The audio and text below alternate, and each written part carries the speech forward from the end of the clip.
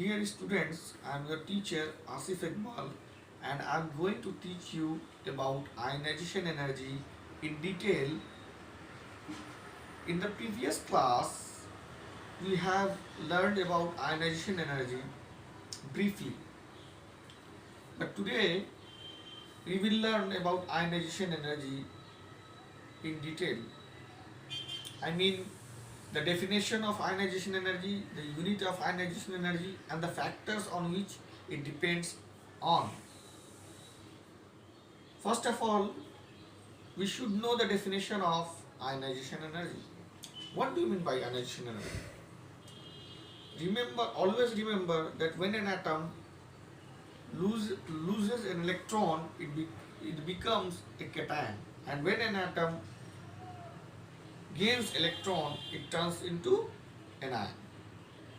So,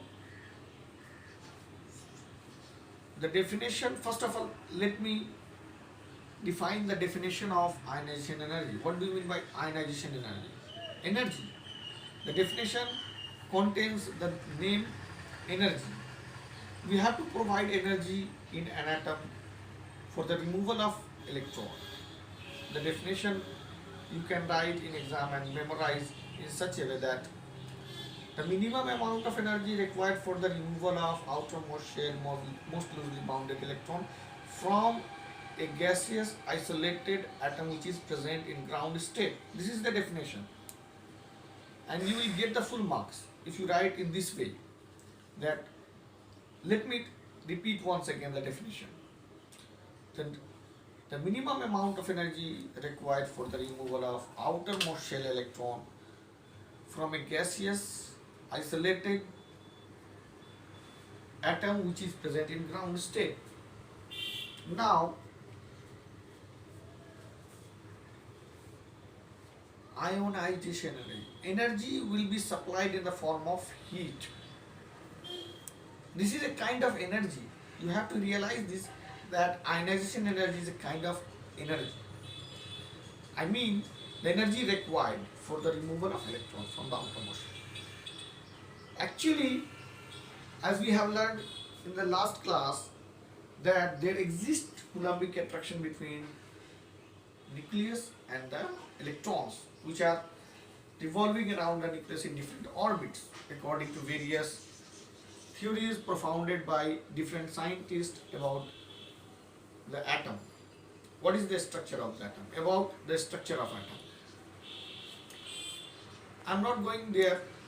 I'm not going to tell about the structure of atoms.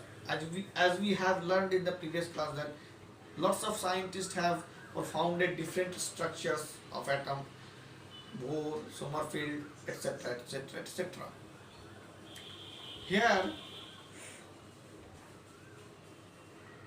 the nucleus, which is made of proton positively charged particles, that is protons, attracts the negatively charged electrons which revolves around the nucleus.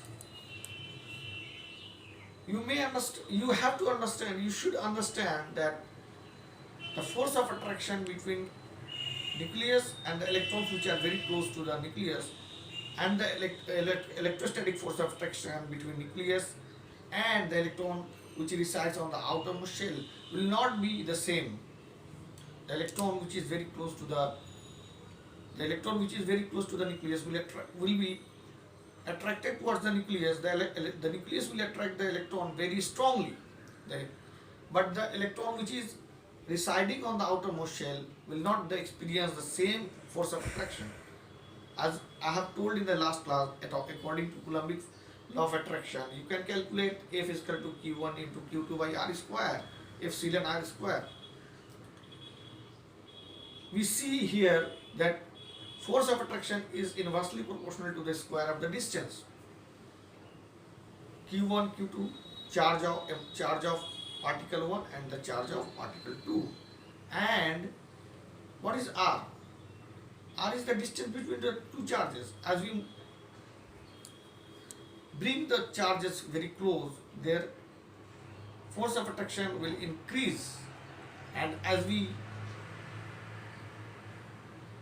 move the charges away from their position, the force of attraction will decreases, will fall. So, effective nuclear charge has a very important role in controlling the ionization energy. And one of the other factor is screening effect. We will discuss later on. Thank you.